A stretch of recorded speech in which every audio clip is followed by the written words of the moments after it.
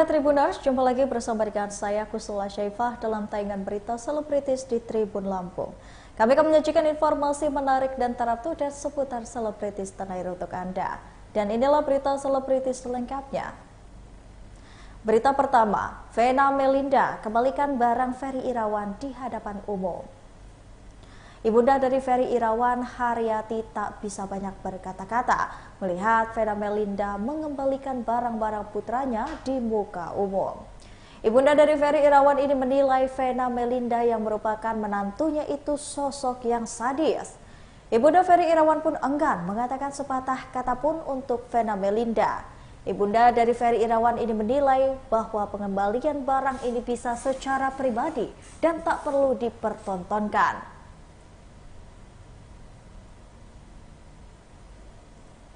Aja gitu. Udah di blok udah. Tapi untuk yang di komunitas. Kalau bisa dilihat dari barang ini semua ada barang yang berharga nggak sih dari Mas Ferry sendiri? Kenapa sih? Dari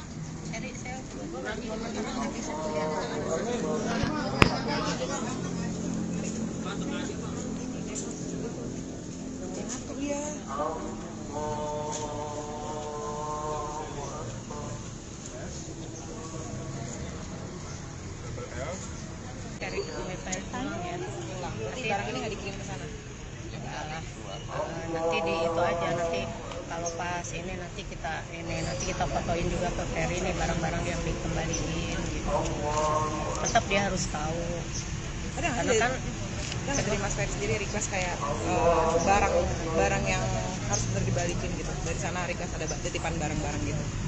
Nggak ada, Ferry cuma minta baju-baju aja, maksudnya barang yang sudah dikeberikan, nggak ada diminta-minta lagi. Tapi kan dari ini, bukan dari ini yang mau ngembaliin. Dari keluarga nggak ada yang meminta dikembaliin. Iya, itu termasuk, karena kan itu kan udah diberikan, ya kan. Ya mungkin cincin hadiah juga. Tapi melihat tadi ada suratnya Mas Ferry untuk Mbak Vena lalu dan sekarang dibacain di depan umum, sementara surat itu private, gimana Mi lihat ini? Nggak tahu. Ya mungkin pengen ini lebih pansos lagi. Nggak apa-apa. Berarti bagi Mami, Mbak Vena lagi pansos nih untuk balikin barang-barang ini? Ya kepengen aja. Si Bapak aja ketawa pengen pansos ya. Ini rencananya barang-barangnya mau ditaruh di mana Mi? Saya enggak lah, makanya saya nggak mau di wawancara udah sedih aja. Barangnya mau ditaruh di mana Mi rencananya Mi? Rumah Mami? Ya semua ini barang juga di rumah maminya, di keluarga lah. Juga Shana Sanon yang duet dengan lagu baru ciptaan Melly Goeslaw. Label musik 30 Optima Production dan Music Studios untuk pertama kalinya berkolaborasi. Lewat lagu Haunting, dua label ini menyatukan suara merdu Shana Sanon dan Stephen Pasaribu. Lagu Haunting duet Shana Sanon dan juga Stephen ini ternyata diciptakan musisi kenamaan Melly Goeslaw. Melly Goeslaw sengaja memilih Shana Sanon dan Stephen Pasaribu karena keduanya bisa menyampaikan makna lagunya dari dua sudut pandang, yakni laki-laki dan perempuan. Stephen Pasaribu mengakui jika lirik lagu Haunting sangat dekat dengan cerita banyak orang. Shana Sanon pun ikut senang karena bisa membawakan lagu ciptaan Melly Goeslaw dan salah satu pencipta lagu terbaik di Indonesia.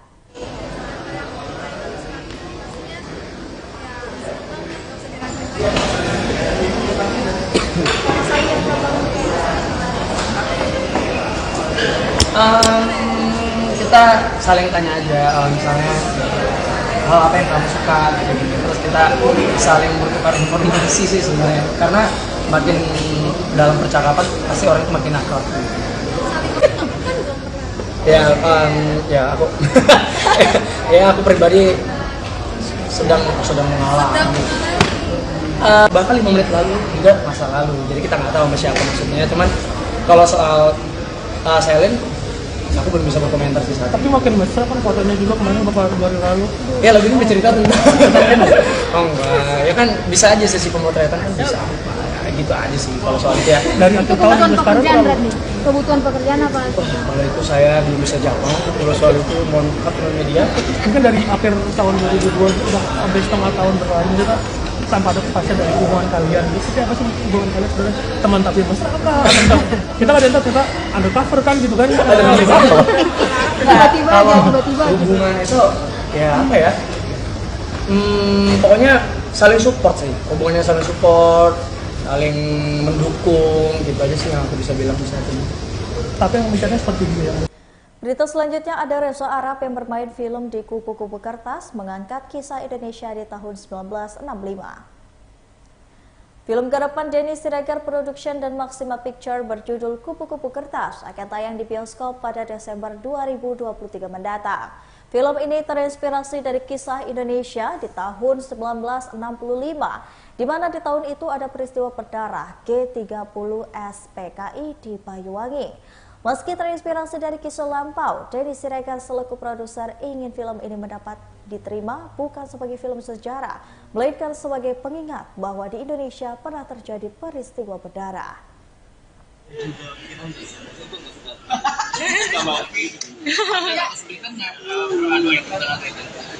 Belum mulai syuting.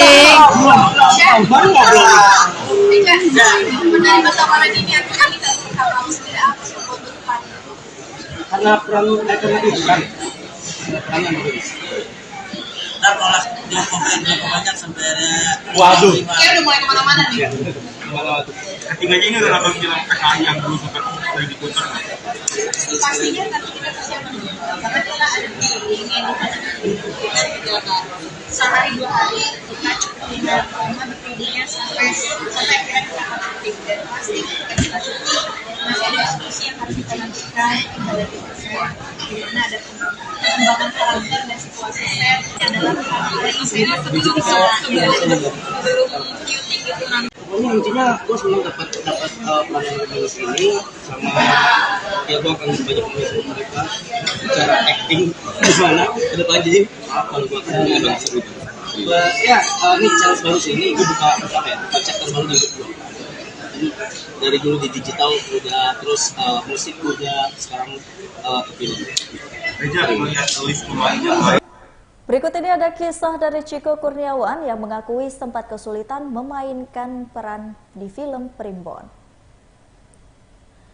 Aktor Chico Kurniawan ceritakan pengalamannya saat bermain film horor garapan Maxima Picture dan Cakra Film berjudul Primbon. Film ini menceritakan kehidupan di Pulau Jawa yang mengandalkan primbon sebagai pegangan dan kepercayaan. Chico mengaku sempat kesulitan saat memerankan film horor ini. Meski sempat kesulitan dalam mendalami karakter di film ini, aktor yang berusia 29 tahun itu mengaku tertarik untuk berperan di film ini karena bukan sekedar menakut-nakuti, tetapi banyak pesan tersirat di dalam film ini. Film Primbon ini akan tayang pada Agustus 2023 mendatang, diproduseri oleh Eden Karwijaya dan UNK serta disutradarai oleh Rudi Sudjarwo. Rudi, dengan banyak pengetahuan gue tentang Mas Rudi, akhirnya kita ngobrol dan ngobrolnya sangat amat enak gitu. Dan Mas Rudi itu serunya adalah mau ini horor atau bukan, tapi dia benar-benar ngedahuluin apa yang dirasakan karakternya gitu. Jadi gue ngerasa ada isinya gitu horornya, nggak cuma oke, ini takut gitu, bukan, tapi ada cerita di balik semua. Bungkusnya horor gitu, tapi ada banyak sekali konflik di dalamnya. Kesulitan terbesarnya apa? Saat syuting ya? Wah, sulit sih. Maksudnya sulit, medannya tuh cukup susah. Maksudnya benar-benar di hutan, lari-larian. Terus hujan-hujan, kita tuh ada yang syuting dari pagi sampai malam tuh hujan terus. Jadi kita mau ya take terus gitu. Nah karena take terus itu kan jadi continuity.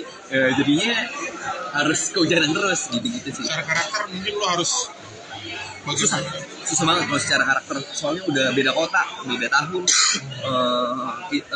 Mas Rudi maunya ini bener-bener subtle gitu, maksudnya subtle tuh karakternya bukan yang punya banyak ekspresi di gue tuh cukup besar gitu, misalnya ini nih tangannya nih gerak-gerak gitu, kalau dia tuh bener-bener enggak gitu, jadi stres. Lo baca-baca buku Primbon kah atau apa jadi? Baca dan ada researcher yang ngobrol sama gua. Nge-guide lo? Dia nge-guide. Sebenarnya bukan nge-guide, soalnya gini, gimana ya? Gua secara Berita terakhir mengusut saham di PT Bluebird. Sosok Dr. Eni Toding mertua Nikita Willy mengambil sahamnya. Mertua Nikita Willy, Chandra Suharto Cakorstono, diduga mengambil saham milik Dr. Minarsi di PT Bluebird Taxi. Manajemen PT Bluebird Taxi yang dipimpin Purnomo yang tidak pernah mengadakan rapat umum pemegang saham tahunan sejak tahun 1992 hingga 2012. Dr. Mitarsih ini mundur sebagai Direksi Sivil Lestiani, suatu perseroan yang memiliki 45% saham di PT Bluebird Taxi. Dr. Mitarsih didampingi kuasa hukumnya Komarudin Simanjuntak mempertanyakan hak keunggulan saham tersebut. Karena Komarudin mengatakan jika kliennya tidak menerima keuntungan dari asetnya itu. Jika dirupiahkan, Dr. Mitarsih merugi sekira puluhan miliar hingga triliunan. Maka dari itu Mitarsih akan memberikan somasi kepada notaris dan redaksi lama untuk melihat itikat baik. Ini tidak menerima satu peser pun. Saham itu hilang, mestinya kembali ke saya kan. Tetapi saya sebagai pengurus kok keluarga. Tetapi pengacara dan karenanya segala sesuatu sehubungan hal-hal tersebut secara hukum telah diselesaikan secara final dan mengikat secara tuntas dan sempurna. Nah ini pengacaranya ini, karena kami surati kliennya, maka dia memberikan jawaban seperti itu dari kantor Lubis Gane Sukowijoyo. Nah, ini suratnya 3 ini. Surat 3-3-nya sama isinya. Nah, itulah kira-kira yang bisa saya sampaikan. Selebihnya saya beri kesempatan untuk bertanya. Bisa dijawab oleh ibu ini, oleh dokter atau apa namanya? Ada mau disampaikan dulu, Pak Bu? Tambahkan dari Baiklah Tribuners, setelah tadi berita selebritis di Tribun Lampung bersama dengan saya Kusnul Asyaifah. Jangan lupa untuk terus saksikan video selengkapnya di YouTube Tribun Lampung News Video, Facebook Tribun Lampung, Instagram Tribun Lampung, dan juga TikTok Tribun Lampung untuk bisa mendapatkan informasi terupdate lainnya. Selamat sore dan sampai jumpa.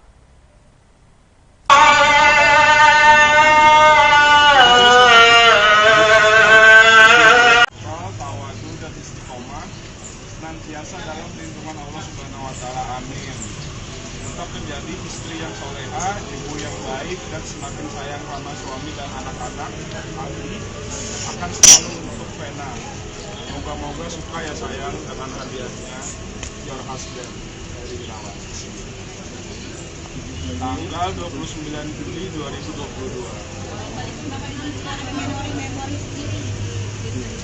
Ya iyalah, harus dikembalikan. Ini kan pemberian kan harusnya sudah menjadi milik Mbak Vena. Kenapa dikembalikan Mbak Vena?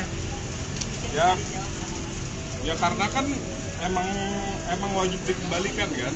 Karena kalau misalkan nggak dikembalikan pun pasti nanti nggak akan dipakai, daripada di rumah nanti disimpan jamuran, yang mending dikembalikan. Sama kayak parfum. Kami gimana ngelihat barang hadiah dari Mas Ferry? Dikembalikan, iya dikembalikan. Gimana ngeliatnya Mami sendiri? Gak apa-apa, kembalikan. Atau memang kita mah udah ikhlas ya.